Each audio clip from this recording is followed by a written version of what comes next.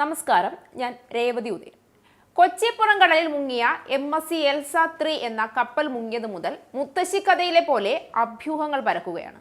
കടലും കപ്പലും ഒക്കെ പലപ്പോഴും മനുഷ്യന് അത്ഭുതങ്ങളുടെ കലവറയാണ്. എന്നാലും ഇത്രയും കണ്ടെയ്നറും കൊണ്ട് ഒരു കപ്പൽ കേരളത്തിലേക്ക് വന്നതെന്തിന്? കപ്പലിനുള്ളിലെ കണ്ടെയ്നറുകളിൽ എന്താണ്? അത് ഭക്ഷിച്ച മീനിനൊക്കെ വിഷം ബാധിച്ചു കാണുമോ? മീൻ കഴിക്കണോ വേണ്ടേ? അങ്ങനെ പല ചോദ്യങ്ങളും അതിനുള്ള ഉത്തരങ്ങളുമൊക്കെ സോഷ്യൽ മീഡിയയിൽ കുറേ ദിവസമായി നിറയുകയാണ്. കടലിനടിയിലെ ഭൂതത്താൻ കോട്ടയിലെ ഭൂതങ്ങൾ കപ്പൽ മുങ്ങിയപ്പോൾ പല കണ്ടെയ്നറുകളിലെയും വസ്തുക്കൾ കൈവിരലിലെ മാന്ത്രികത കൊണ്ട് നിമിഷ നേരത്തിൽ രൂപവും പേരുമൊക്കെ മാറ്റി പലതുമാക്കി മാറ്റിയെന്ന് തോന്നും പുതിയ കഥകൾ കേട്ടാൽ. കണ്ടെയ്നറുകളിൽ എന്തൊക്കെ വസ്തുക്കളാണ് ഉണ്ടായിരുന്നത് എന്നതിൻ്റെ പൂർണ്ണ പട്ടിക ഇപ്പോൾ പുറത്തു വന്നിരിക്കുകയാണ്. മുങ്ങിയപ്പോൾ ക്യാഷ് ആയിരുന്നെന്ന് അഭ്യൂഹങ്ങൾ പുറത്തു വന്നെങ്കിലും കപ്പൽ ഒന്ന് മുങ്ങിപ്പൊങ്ങിയപ്പോൾ ക്യാഷു ആയി എന്നാണ് പുറത്തു വരുന്ന വിവരം. ക്യാഷുവും കണ്ടാൽ അറിയാത്ത മണ്ടന്മാർ ആരാണെന്ന് ചോദിക്കരുത്. ചില ചോദ്യങ്ങൾക്ക് ഉത്തരമില്ല.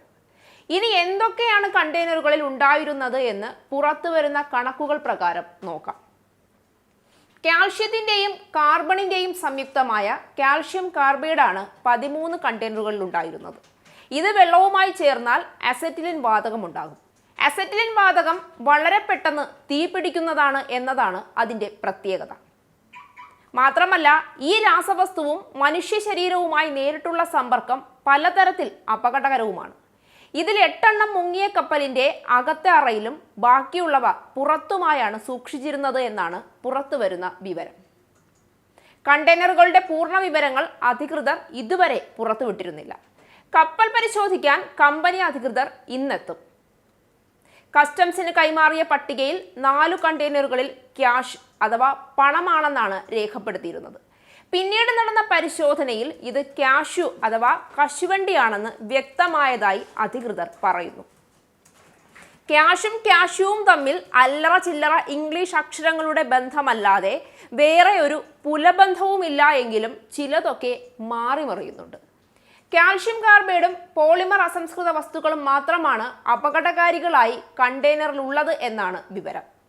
പോളിമർ അസംസ്കൃത വസ്തുക്കൾ പ്ലാസ്റ്റിക് പേന മുതൽ കസേര വരെയുള്ള വസ്തുക്കൾ നിർമ്മിക്കാനുള്ള അസംസ്കൃത വസ്തുക്കളാണ്. മുഖ്യമായും പെട്രോളിയം ഉൽപ്പന്നങ്ങളായ ഇവയെ വിവിധങ്ങളായ മോൾഡിംഗ് പ്രക്രിയകളിലൂടെയാണ് മേൽപ്പറഞ്ഞ നിത്യോപയോഗ വസ്തുക്കളാക്കി മാറ്റുന്നത്.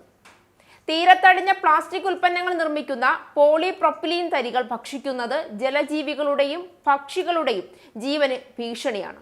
എന്നാൽ നിലവിൽ ഇത് വലിയ തോതിൽ തീരത്തടിഞ്ഞതായി കണ്ടെത്തിയിട്ടുണ്ട്. മണൽപ്പരപ്പിലേക്ക് വ്യാപിച്ച ഇവയെ നീക്കം ചെയ്യുന്നതും ശ്രമകരമായ ദൗത്യമായി തന്നെ ഇപ്പോഴും നിലനിൽക്കുന്നു. മത്സ്യത്തൊഴിലാളികളും സന്നദ്ധ സംഘടനകളും തദ്ദേശ സ്ഥാപനങ്ങളും തുടങ്ങിവെച്ച മാലിന്യ നീക്കവും നിലവിലേതാണ്ട് നിലച്ച മട്ടാണ്.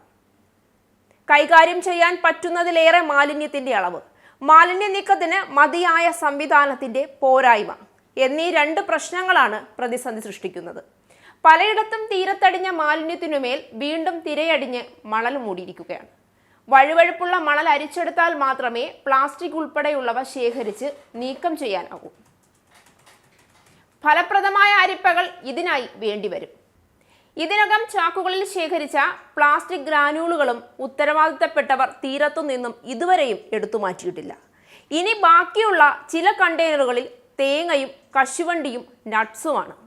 39 കണ്ടെയ്നറുകളിൽ കോട്ടൺ, 71 കണ്ടെയ്നറുകളിൽ സാധനങ്ങളില്ല, 60 കണ്ടെയ്നറുകളിൽ പ്ലാസ്റ്റിക് വസ്തുക്കൾ നിർമ്മിക്കാനുള്ള പോളിമർ അസംസ്കൃത വസ്തു, 87 കണ്ടെയ്നറുകളിൽ തടിയാണ്.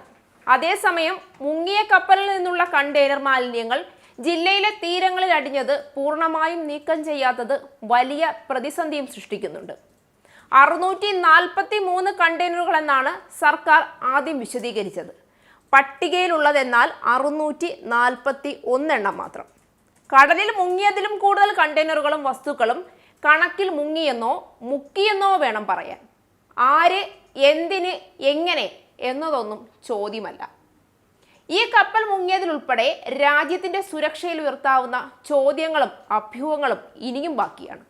ആ അഭ്യൂഹങ്ങളൊക്കെ നിലനിർത്തിക്കൊണ്ട് തന്നെ കണ്ടെയ്നറുകളും മുങ്ങിയ കപ്പലുമൊക്കെ കടലിനുള്ളിലെ കഥകൾ പോലെ പിടികിട്ടാത്ത കടങ്കഥകളാവുകയാണ്.